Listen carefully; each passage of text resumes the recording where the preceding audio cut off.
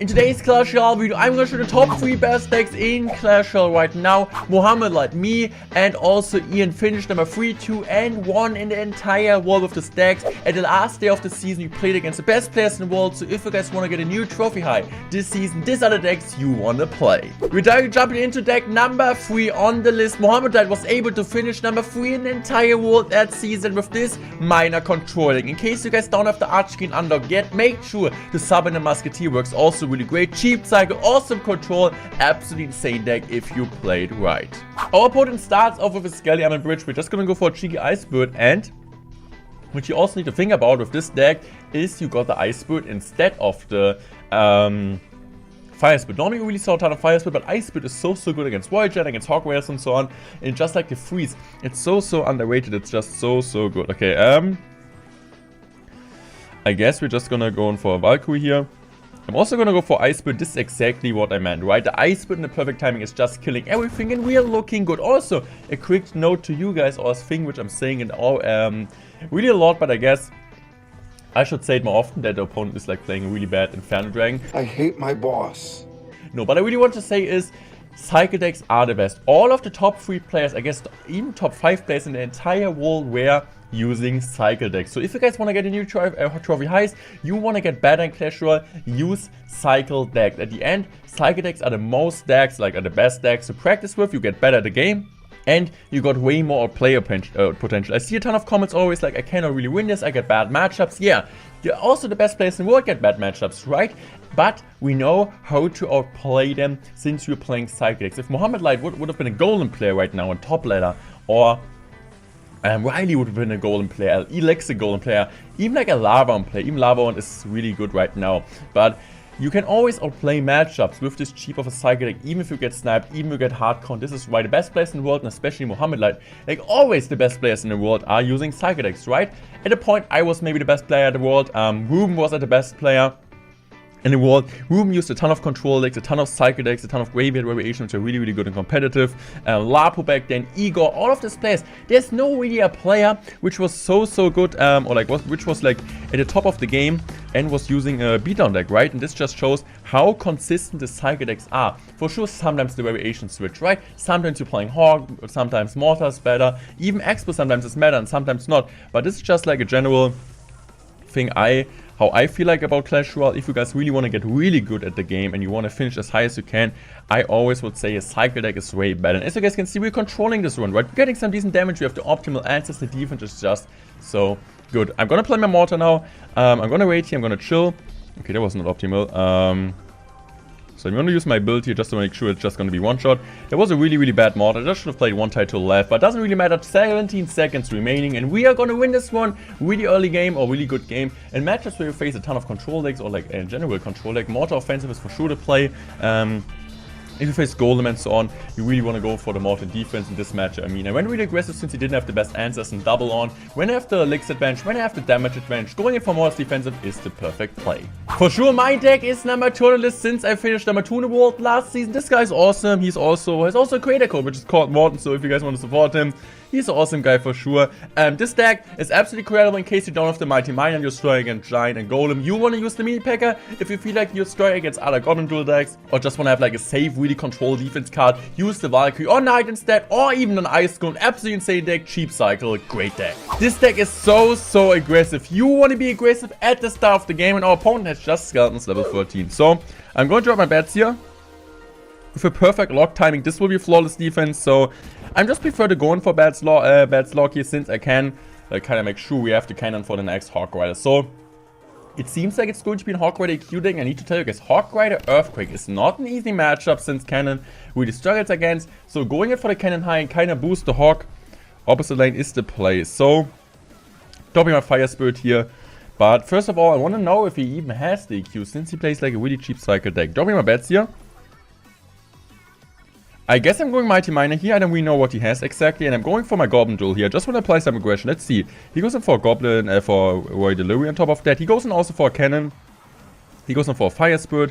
But he still needs to drop something. A Lock will come a bit late since the tower wasn't focused on the Goblin Duel. We still got a ton of damage. And the thing is with Goblin Duel, normally you kind of think, how do I get damage in some situations, but I won against Valkyrie Brawler, against Skeleton Brawler, I gone against so many different decks, and I also watched some games where I thought, okay, this is a flawless defense, right, but sometimes the tube is not hitting and like the goblins are connecting randomly, and this is one of like the same matchup, right? You thought your opponent has the right answers, but the pressure is so good, and once like your opponent is doing a mistake, right, it's so hard to defend against a Goblin Drill perfect. The best Goblin Drill placement is this or this, but I also like to go in like that since the opponent sometimes goes in for a Valkyrie example like this, and then the Goblin here at this positioning will get a shot. So I'm going for my Goblin Drill here. Also, true red, true blue is the point of the game. This kind of means, if you guys don't know, I think I won a game against Riley against him because of that, is that sometimes you're not able to defend the Goblin, even if you're playing at like the Knight or something at the perfect spot, since the I don't really know like, how many fields the game has. It's kind of hard for me to explain in English, but yeah, it's like, I don't know, 1, 2, 3, 4, I think, like, yeah, for sure, it's not, yeah, it's at least it's like that at one side. If you're on a wrong map, it's impossible to defend. It's kind of hard for me to explain. Maybe somebody wants to explain it. It's also for me hard to explain it in German, but yeah, this is just like how the game works, right? There's always like one guy in a disadvantage if you play against Goblin Drill. It's pretty frustrating since it doesn't matter what you do, how you play your troops against it, you're not able to defend this one. So I'm gonna go for a Fire Spit here in case he goes in for his Fire Spit. No, he doesn't. So I can go for another Goblin Drill. As you guys can see, always want to use my bats to get a counter push potential. So I'm going for my Fireball here. Great Fireball. I'm going for a Cannon since this Earthquake isn't a cycle, and as you guys can see, yes, just a cheap cycle, but we're still able to outcycle. So we're going to take one shot. He goes in for a Log. That's fine. I can go in for another Goblin Drill. I'm also going for a Log here since I really want to predict something. And the good thing is, even if he's going for Hog Rider gets pulled back, so we're going to buy some time. So I'm dropping my Fireball here since I know he will go with Hog Rider, so we boost the Hog Rider back. No, it doesn't really work, so I'm going for my Cannon High here since I know he needs to Earthquake that, so I can go in easily for my Spear Guns to the side. He's gonna log this one, but it's fine as long as it's just one shot. If he gets 2 shots, we're struggling, and he gets 2 shots, so we're struggling. I'm going instantly for my drill now in the back. So I just hope the Hog Rider gets pushed back. No, it doesn't, but I can go in for a late cannon here. Make sure to defend this one, and the Goblin Drill gets on tower. Let's go. GG's, well played. Deck number 3, which finished number 1 in the world, is the deck from Ian. It's a really simple Hog Rider deck. If you guys don't have the Archkin unlocked yet, make sure to sub in the Musketeer. I think Archkin is always like the easiest card to sub in a card, a non-legendary and non-champion card, I would say, since the Archkin is so similar to the Musketeer, but Archkin just a free card cycle is so broken. Also, really interesting change. We got the Ice Spirit against, or like instead of the Fire Spirit against all the Royal Giant decks and so on. Also against like different type of Hog Rider decks. It's just so good. An OP deck, and Ian was just the best player in the world with this variation. This Hog Rider deck is overall so solid. It's so good no matter for such a long time. Also, if you're looking at me, I'm looking a bit different since I'm recording this in the morning last game. So yeah, guys, just to let you know, I'm gonna go for an Earthquake here. We want to control the game. We want to play good early on. Gonna like always getting some chip damage. We're playing most likely against a control deck, so going for the G-Scaly is completely fine. Oh, maybe I shouldn't have done that.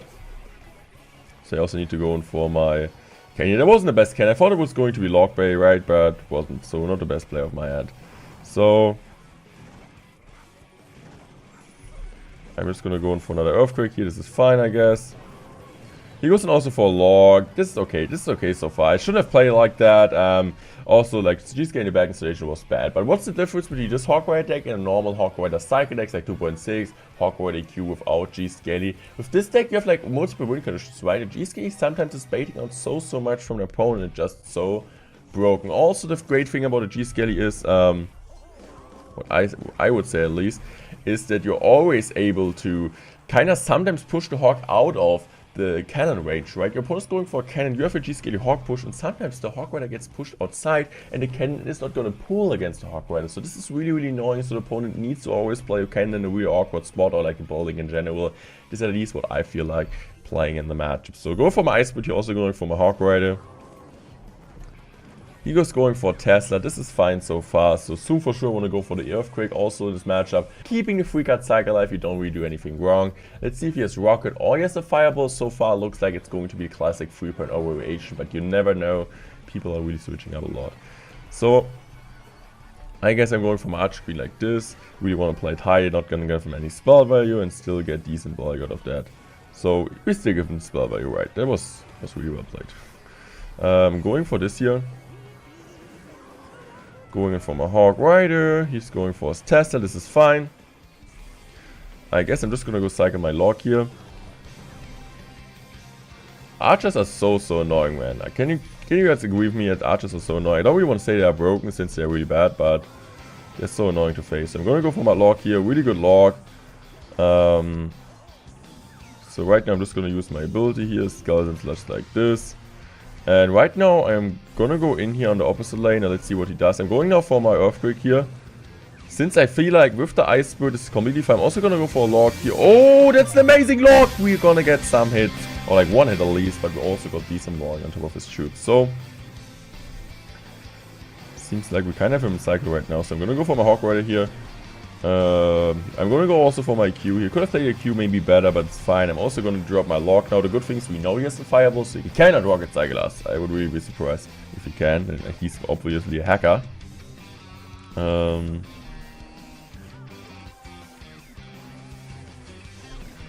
I'm now gonna go for my Log here. That's fine. As long as we're baiting out the stuff. Now I'm just gonna go for my Log here, since I know he's really low on Elixir and he needs to cycle back to another Tesla, but he cannot. Okay, he can actually cycle back in time, but I don't know, like how the heck is he gonna defend my next Hawk now? Is he even?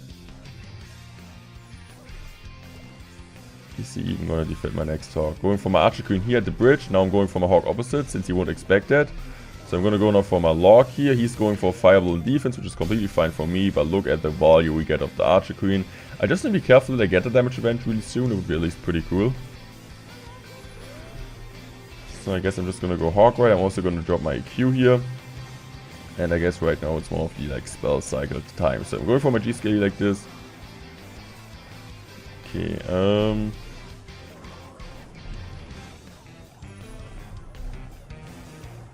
gonna drop this here. I'm going for my Archer Queen like this. Log. Ice Spirit. Another Hawk Rider here. Hawk Rider is coming down. Queen ability is also coming down. We're going in for the Log here. Really good Log. Hawk Rider in case he goes in for Fireball, which he does. I'm going for my EQ here preemptive. Just gonna go for my Log here. Just wanna get some decent damage, right? I just wanna get damage. Earthquake. Soon coming on tower. He needs to Log on defense, which makes the matchup impossible for him. Going for a Log, really good matchup. I would say this matchup in G-Scale is helpful. I mean, you could argue that the Valkyrie is better for a cheaper cycle or the Knight, but overall good game. I hope you guys enjoyed this video. Make sure to subscribe, make sure to use Critical Mode in the shop. I'm out. Thanks for watching and I love you guys.